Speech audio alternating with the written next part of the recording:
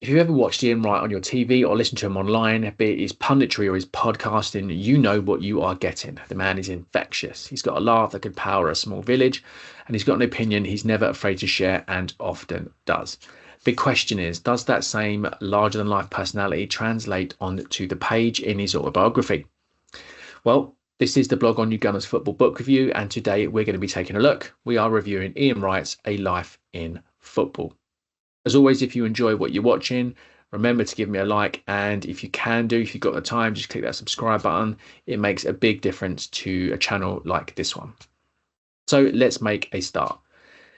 A Life in Football isn't your standard polished footballer's tale. From the very first chapter, Wrighty lays it all bare, and it is reflected constantly throughout the book in both the content and the way it is written.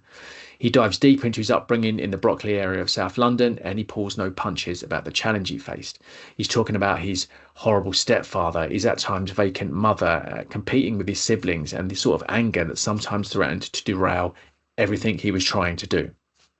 At times it is raw and it is unflinchingly honest, and it can be tough to read, but it's this vulnerability that forms the book's heart. You're not just reading about a future goal-scoring legend, you're rooting for a young man who refused to give up. He's a talented youngster who toiled for years in Sunday League football, who had mouths to feed before he was even 20, was making difficult decisions as such a young man.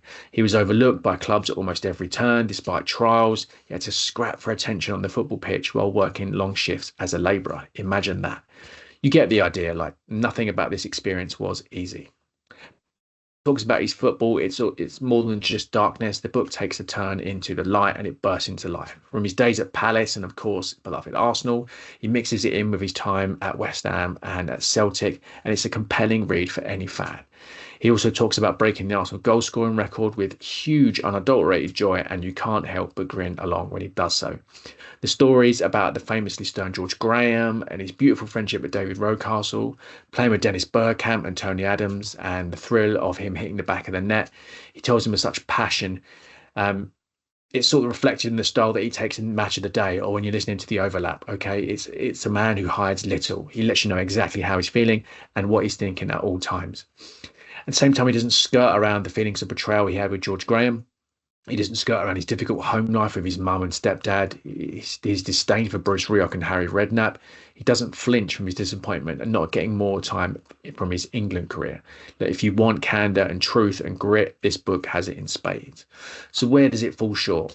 If you're a diehard stats fan looking for a minute-by-minute breakdown of every significant match, you might be left wanting. The book occasionally breezes through key moments, and the final chapters especially, covering his post-playing career and his transition into punditry and TV work, are a little rushed and in truth are a little empty in comparison to the detail of his early life and playing days. Were they really necessary? I don't know. The focus of his book really is in those early years. It's not a deep tactical analysis. This book is a heartfelt conversation, and depending on what you're looking for, that can be either a strength or it could be a weakness. Unlike the Dennis Bergkamp autobiography, which we reviewed last week, this isn't a deep reflection or a philosophical musing on football and ethos or the pursuit of perfection.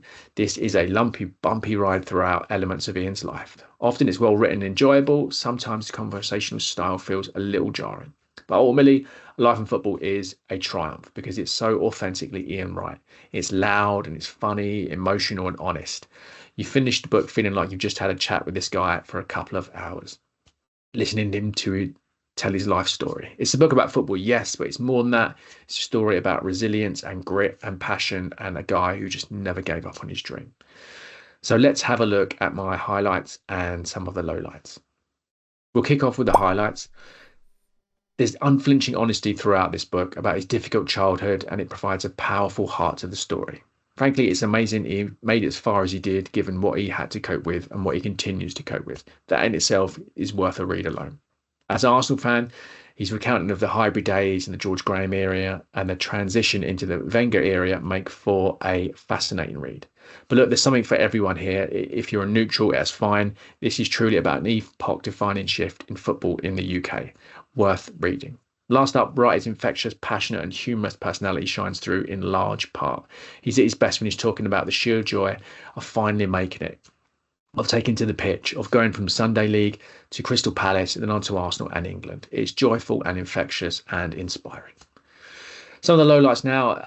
The section is covering his post-playing career, as I said, his TV work and punditry. It's a little bit bitter and distracting. It's not that compelling, and it feels more like a dull fall of men rather than adding a huge amount to the story of his life. Also, the book sometimes glides over major games and career moves rather than offering some more deep detail that you might be looking for. It's not the biggest sin ever, but it could use a little more balance. He should come in somewhere between where Dennis Bergkamp's biography does and where he eventually lands. Last up, the writing style is in some cases veering between professional and conversational. It feels like changes made pre or post edit caused a bit of a clash. Doesn't unduly affect the story, but it does leave you a little confused in some places. That said, A Life in Football is great fun. If you're looking for your next read, it's well worth picking up for a few quid off Amazon and will strike a particular chord with Arsenal fans of a certain vintage. I'm looking at you, children of the 80s and 90s. My rating for this, it's a 3.5 cannons out of 5. We'll be back next time with a new review. Stay tuned.